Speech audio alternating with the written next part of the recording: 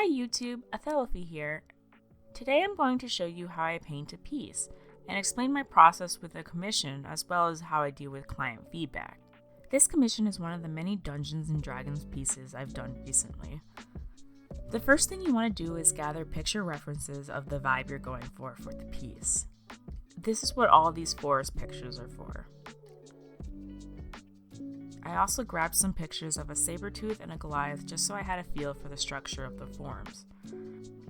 I probably could have gathered some more references, but I was intending for the 3D model reference to do a lot of the heavy lifting. It's time to anticipate what kind of brushes you might need for the drawing. It's better to plan ahead when it comes to this. Since I know I'm going to need a lot of organic shapes and texture for the background, I make sure to go with these two gouache brush packs that I bought off ArtStation. I'm not sponsored or anything, but these brushes really give me a traditional painting feel that I strive for in my paintings, so I highly recommend them. Another thing that I like to do is take a picture of myself or someone else doing the action so it feels natural. I did this several times before jumping into the 3D scene. I won't show the image here since it is of my family member.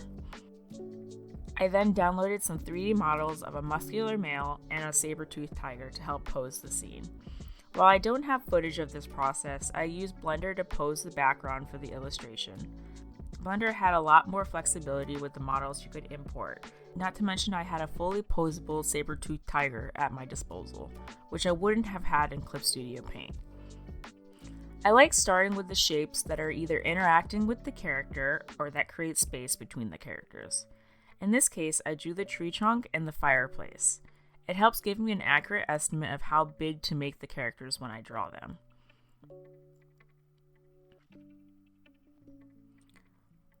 I was so nervous to draw the saber-tooth at first. Animals have never been my strong suit, so I avoided drawing them at all costs. I really wanted to challenge myself for this drawing, so I heavily relied on my picture and 3D references that I created. Like I do with all of my drawings, I started out with simple construction shapes combined with gestural lines to get a feel for the drawing. Constantly used the lasso tool to move parts of the body that seemed off from the reference and to make the saber-tooth fit in the dimensions of the canvas. I had to change the screen ratio to 16:9 in order to get the saber-tooth to fit correctly in the screen. Once again, drawing muscular figures was never my strong point either, so I paid close attention to my references. Even though this character would be covered with armor, I wanted to get the build just right, so I went through the effort of adding muscles to the character. It gave me a chance to draw the form of how I saw it in the reference. I started with a simple stick figure and gradually added shapes to create the form. I constantly used the lasso tool here to get everything right. Since this was just a quick construction, I wasn't concerned with making it look too perfect. Since the only thing I had in the 3D reference was the tents, I had to rely on my inspiration board as well for the background. Drawing the tents came first since I needed to establish where the ground was. I decided to go with a reference that showed a lake and some trees for the background, as I thought it broke up the space well. Since this was just a rough layout of where everything was going to be, I didn't bother to make perfect trees. I just copy and pasted them throughout the scene. It was at this point I decided to get some feedback from the client. It turned out they actually wanted their character to be in an open clearing with many trees surrounding them, so I eagerly went through and made the changes. Since I was only on the sketch stage, making the change was easy. It's important to keep your client updated on the process of your commission at all times to avoid major changes in the future. I can't stress this enough. After getting feedback, I was going to attempt to do a quick sketch of the background again, but I decided against it because I wanted to see where the trees were. So I busted out the gray values and started blocking in some shapes with my textured brushes. Nothing at this point is finalized, but it gives me a good base to paint over later. And if you're wondering if these awesome leaf brushes are in the gouache pack, they are!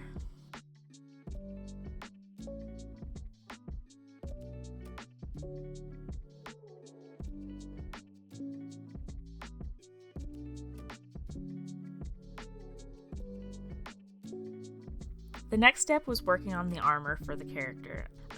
I'll admit I only meant to rough out the armor shapes, but I ended up a little more clean than I expected.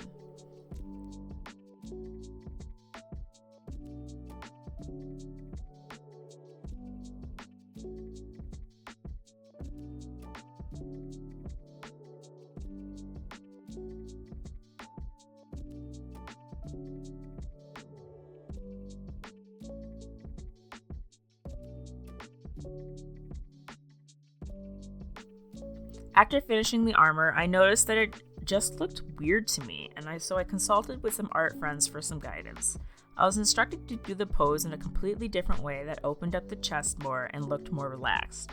I didn't want to change it at first, but I think changing the pose was the best decision I made. You have to be willing to change your drawing even though you drew something you thought you were done with.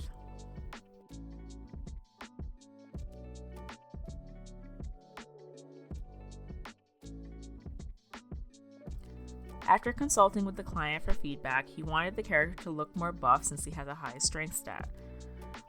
I have a tendency to lean towards leaner males in my drawings, so this wasn't a surprise to me. I used the lasso tool to make the limbs look thicker.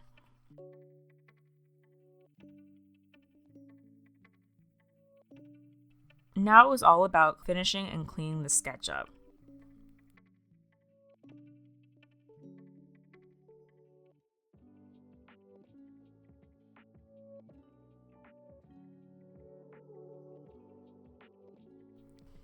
I realized after cleaning up the sketch I forgot to draw the teammates in the tent. After conversing with the client, I ended up changing where the teammates were from the original sketch and changed the story a bit. Like the one with the book is supposed to be a dwarf and had too much alcohol, reason why his hand was outside the tent. One of the things I wanted to try was cleaning up the line art without redrawing it. I wanted to keep the energy of the original lines. I used the eraser lasso fill tool to do this. This was a technique I found on YouTube somewhere. I can't quite remember who it was though, but I thought it was interesting and I wanted to try it with this drawing. After I finished this, for the forms I forgot to make an accurate mask of, I used a Bezier curve to fill in the area.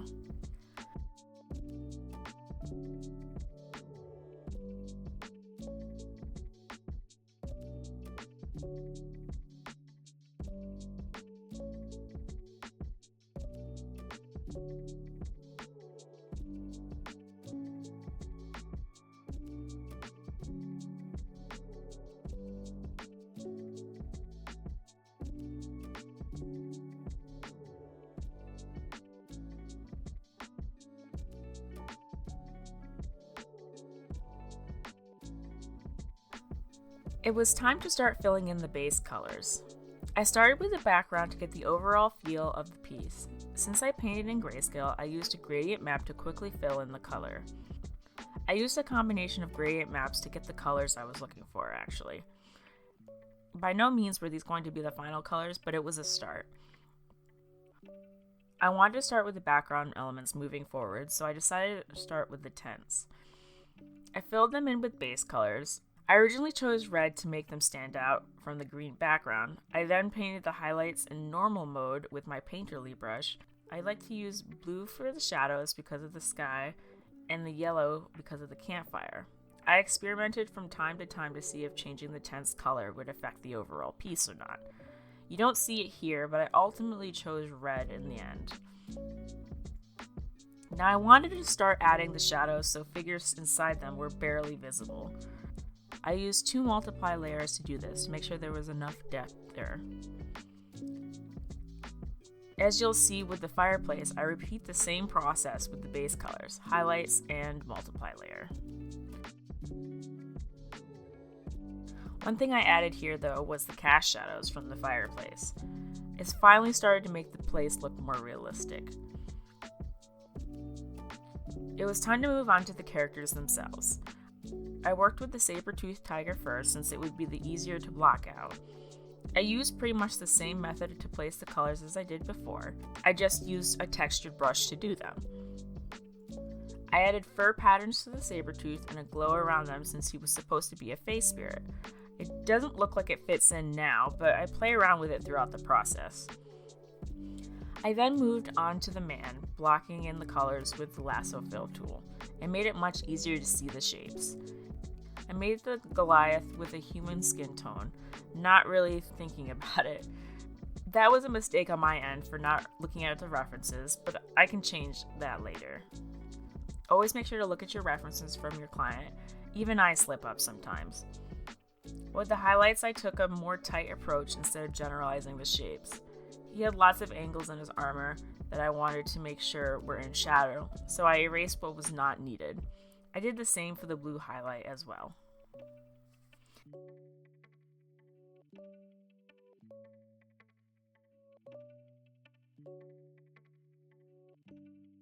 I even forgot to color the meat that is being thrown in the air, so I colored that real quick with the methods that I explained before.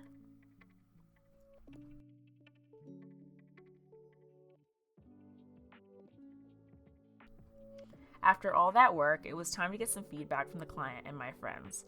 The client really liked the direction I was taking with the piece, but mentioned that the male character's skin was not stone like a Goliath, and wanted me to age his character's face some so he didn't look so young.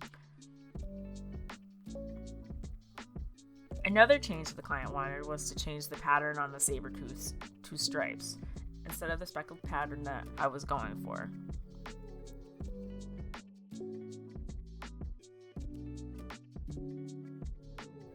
Now, my friends gave me some other advice that I saw as completely valid as well. They wanted me to make the background darker so the fireplace really stood out, as well as fading out the cast shadows that flowed away from the fireplace, and that the glow from the fireplace should extend farther than it is right now. Not to mention the head of the tiger was slightly too big, so I thank my friend for catching that. It was at this point that my machine started to lag, since I wasn't on my desktop. But before I did that, I cleaned up the tent shadows and any other tidying that needed to be done.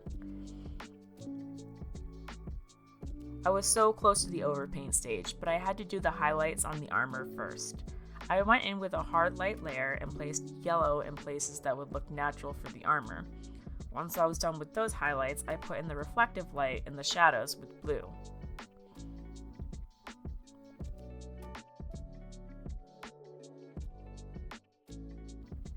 I pulled back and looked at the piece. Now the saber tooth wasn't standing out as much, so I went back in with a multiply layer and a hard light layer to strengthen the lighting and reflective light.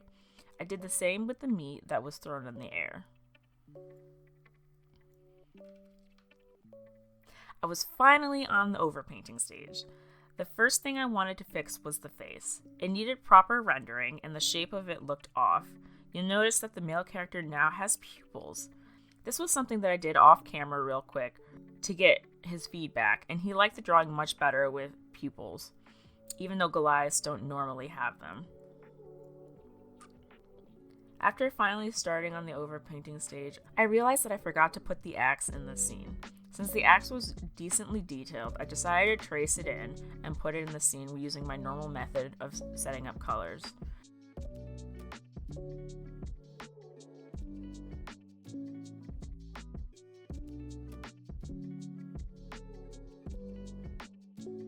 Checking back with the client, I found out the axe was in the wrong position and the skin looked too human still.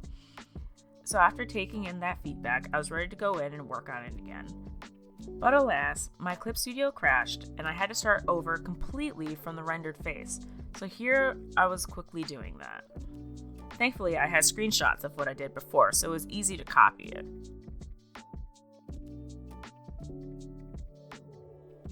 When I got to the axe, it was time for me to add some perspective to it, since the client wanted the axe to be in grabbing range of the character, but perpendicular to the stump.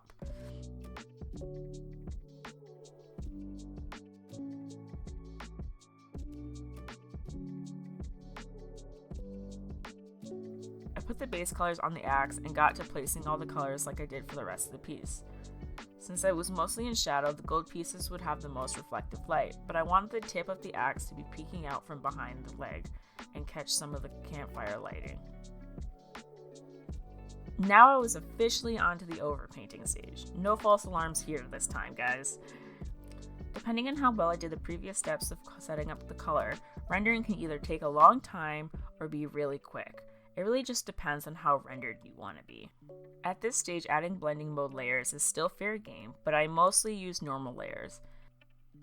A time I made an exception was when I wanted to make the lighting and the armor more dynamic, so I used a multiply to darken areas around the armor, and then went back over with a normal brush to blend it out.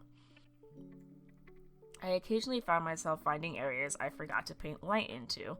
Since I already had the color on the canvas in another area, I simply used the eyedropper tool. Rendering the guy was pretty straightforward to me.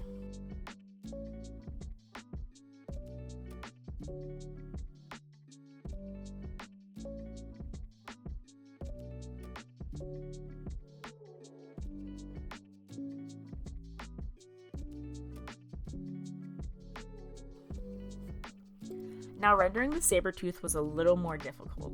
I had to really play with my brushes to get the right look to him.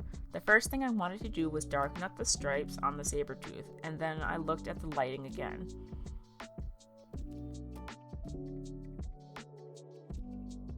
Since I wanted him to match up with the guy, I needed a stronger light on his front, so I painted that in and erased what I didn't need. After that, it was time to work on the wispiness of the hair, so I used a normal layer. The client wanted the stripes to have a purple glowing edge to it, so I drew around all the stripes, setting it to hard light blending mode, and blurred it to get a glow effect. Rendering the fire pit was pretty much a paint over with highlights, so that was easy. The grass, I took an interesting approach. Since I had the light from the campfire on the ground, I had to turn off that layer in order to paint it. Once I finished the overpainting with the grass, you see me trying to experiment with the eraser tool to get more shadows, but I decided that I really didn't want the grass to be the main focus, so I instead just made normal brush strokes to overlap the shadows, lights, and edges of objects. I'm getting close to the final stages of the drawing. This is where I tried to experiment and see where I could improve the drawing if all possible. That included adding atmosphere, blurring the background, and adding gradient maps to intensify the colors.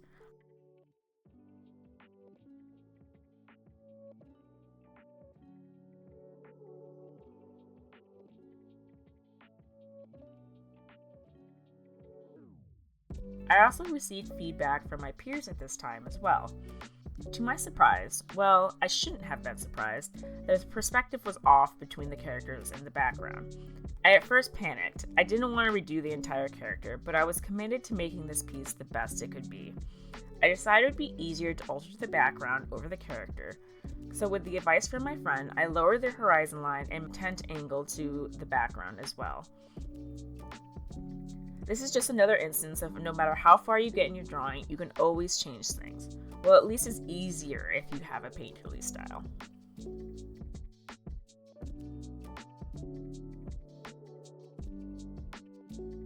It was time to receive feedback from the client again. Billy had me do a few changes such as aging his face. It somehow got younger as I rendered it.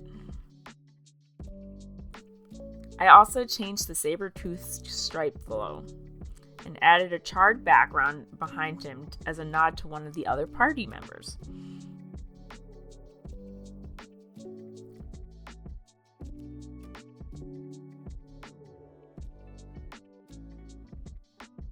You don't see this part on screen record, but I decided to add a watercolor texture with a program called Photo Sketcher. I took the output and then erased some areas I wanted clearer detail. I then added a vignette right at the end to bring the focus right back to the characters. And there we go, a finished Dungeons & Dragons piece for the ages. I'm quite pleased with how this came out, and the client was very satisfied with the results as well. Would you like to see more videos like this in the future? Be sure to like and subscribe for more. Thank you for watching!